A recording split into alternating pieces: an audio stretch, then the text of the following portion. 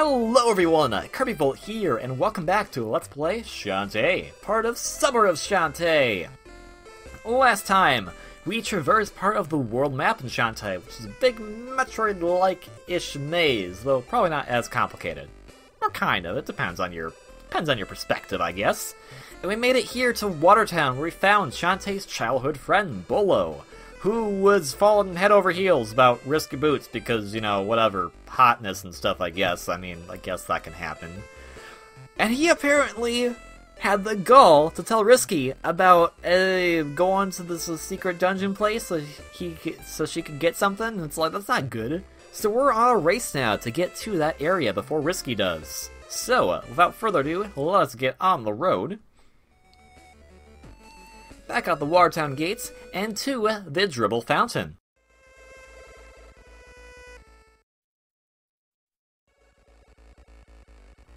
We technically passed the Dribble Fountain last time, but I didn't point it out, because there was no need to point it out, because they didn't tell us what the Dribble Fountain was yet. I mean, I know what it is, but the game doesn't know what it is yet. Now the game does, so now I can tell you where it is. It is just past here, beyond Waterfall Lake, so you gotta traverse it backwards. One thing you have to get used to in this game is that, like a Metroid-type game, you'll be having to travel back and forth between areas you've already visited. So, for the most part, I'll be trying to kind of either skip these entirely or speed them up, depending, but I feel like for this first one, let's go back this way, because sometimes going back the other way is even a bit more difficult than it was coming back the first way around, because you're using different platforms and all that, and dodging the waterfall monsters. Hi, waterfall monsters, you guys are butts. Also, I can't go there. I have to go this way. We'll get some abilities later on. They'll make this go a bit faster as well, so that will make everything grand and dandy. As much as it is like a Metroid, I would not say the map is as expansive as, like, say, Super Metroid, so don't worry about getting too confusing. Pretty much, the entire world map loops around, so if you go far right enough, you'll probably end up back where you started, or if you go far left enough, same deal. But for now, we're just actually using, like, what stuff is really close by. And that creepy anteater thing always scares the crap out of me. Now, down here, we did not see this the last time when we came by. This is a Firefly. They only appear at night, and they're in pretty hard-to-reach locations, so we're not going to be getting them until much, much later. But just good to note that once you begin hunting these, they only show up at night, so you have a bit of a limited time frame, and then you have to kind of wait for a buffer period to go back to finding them. Anywho's, this is the Dribble Fountain. How do I know? Because Bolo somehow beat us here. Actually, how did that work? There you are. What are you doing now, you idiot? I can smell her perfume. So beautiful and alluring. Oh, snap out of it. I've got to get inside. Whatever Risky's after is worth investigating. And it turned today while I was yelling at you. Stand back. A quick flick of the wrist, and...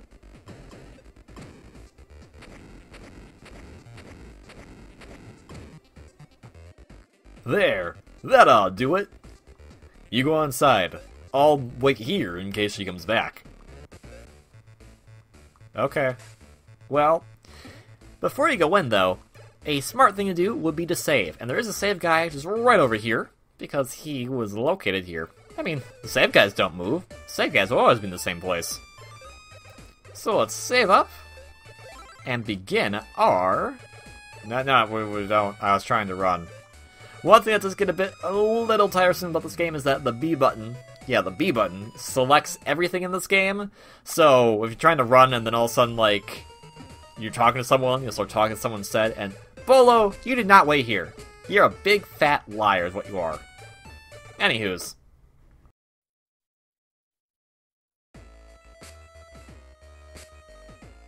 There you are!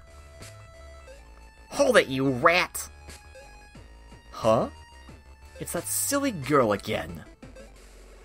Try as you like, but you'll never keep up with me. Ta-ta!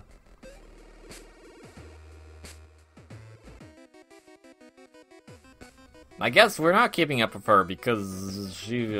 well, we're done. We tried. That's all we can do. Or can we? So, One of the other main mechanics of Shantae is that there are dungeons, just like in a Zelda game. All these dungeons have special abilities that Shantae will pick up, just like you'd pick up items in a Zelda game, and they become useful as you progress, just like they do in a Metroid game. It's a good hodgepodge of all these different things. One thing to keep in mind, though, is that water, even though it's water, is still a bottomless pit, so be careful about that. And also, they like to put these enemies here, just be like, hey, put these enemies here because we can, and we put crabs here because everyone likes crabs and lobsters and crab legs and that kind of stuff. Crabby. Oh, that was sad. I was sad. Okay, I almost had a problem, and then we didn't. Yay! The main chamber, this big long area, we can't really do much about right now. We can't really climb up there that much. And we also can't go here because, just like in dungeons, there's locked doors, so we gotta find keys. So how about we go down?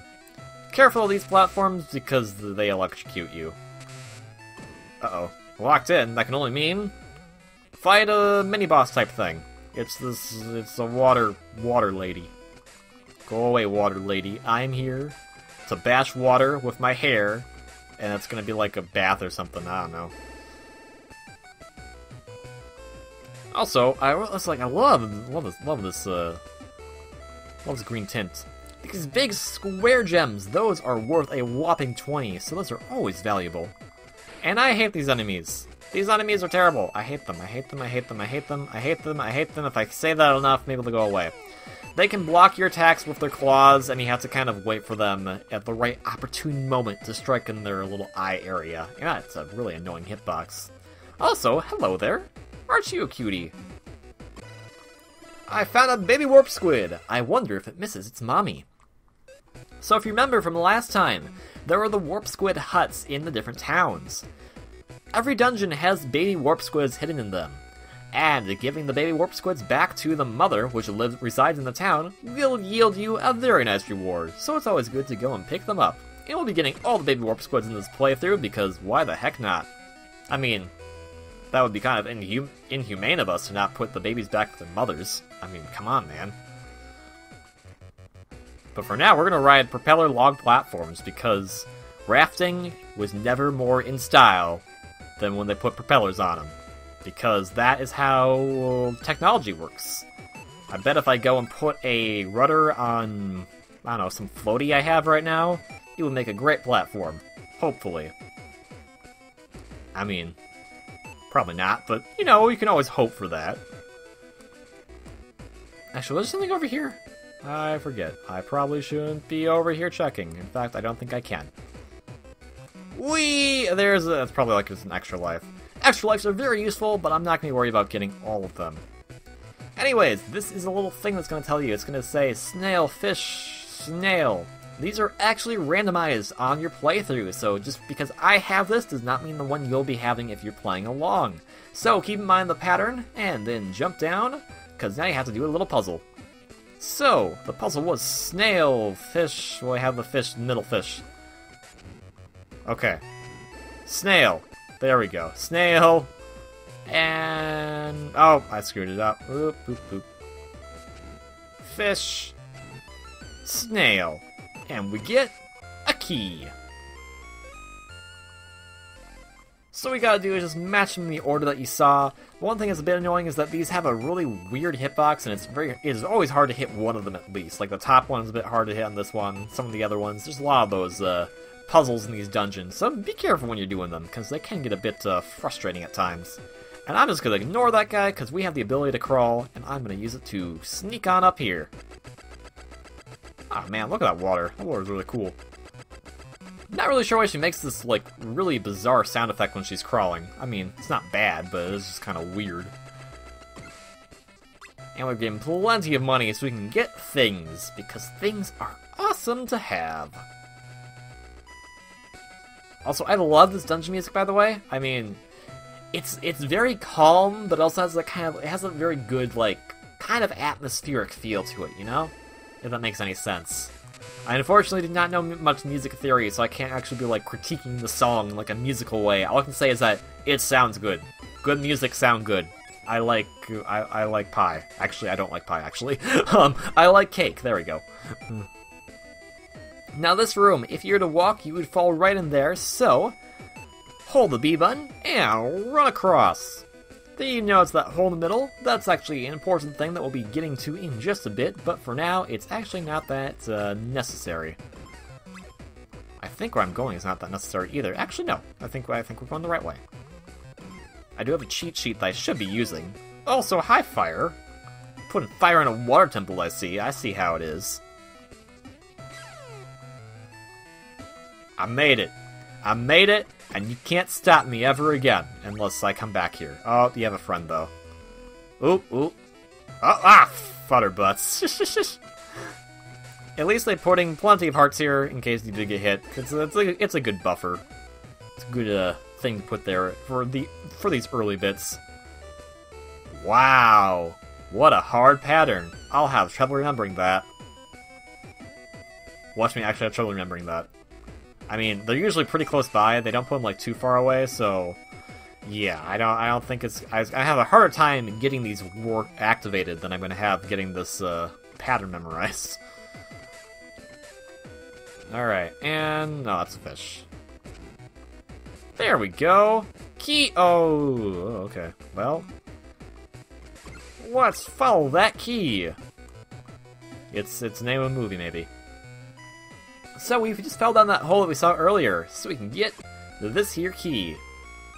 Which is actually very nice. Very nice indeed. I was like, all these little details, like the little drips on the ceiling, that's so good. I'm just gonna ignore this guy, because oh man, you're a jerk. Well, I took the extra life, that's what I wanted to get, so bye-bye! I do like her walking animation too, that's a pretty good walking animation.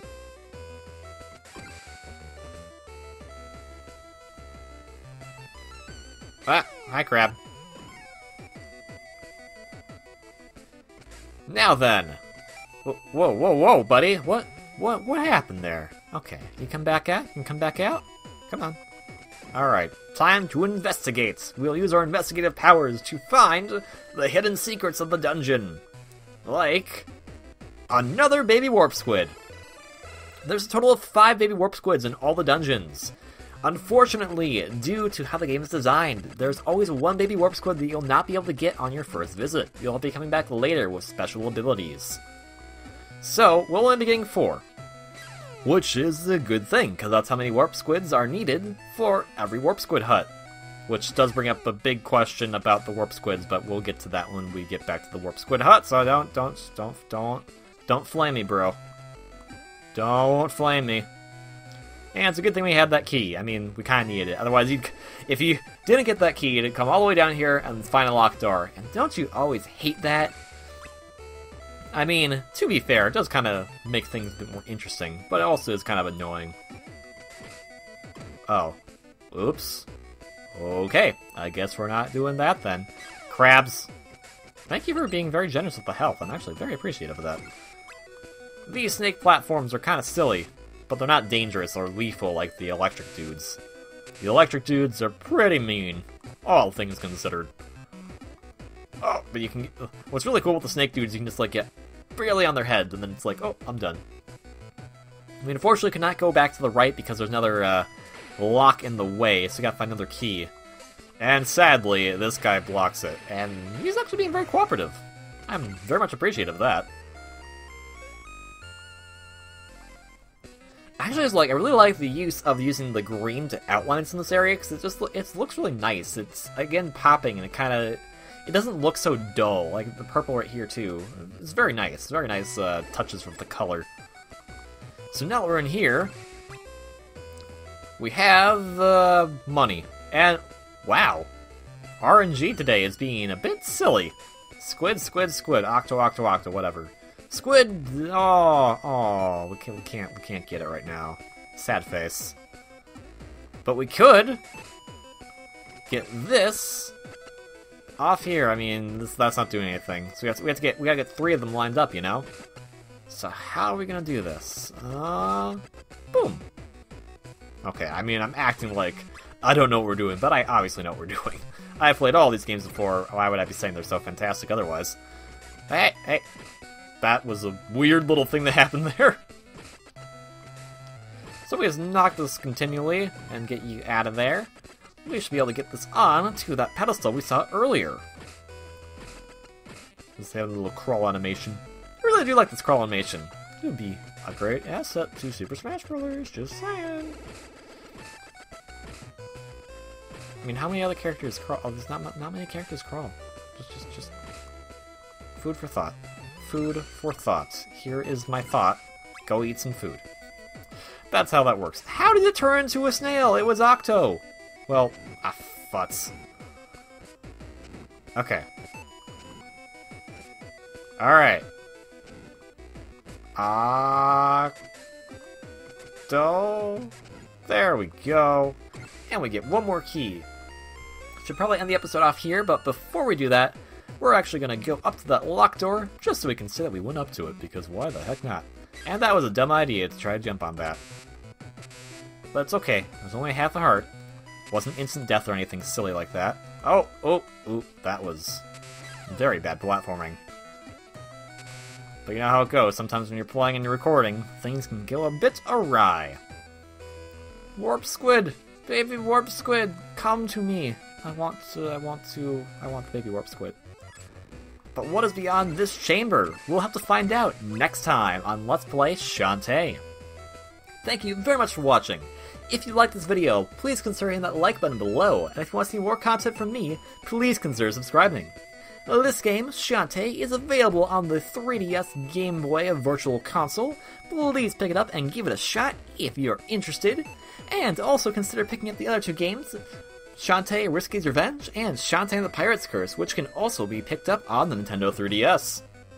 Thank you all very much for watching, hope you're having a great day, and vote Shantae for Smash! See you next time. Ciao!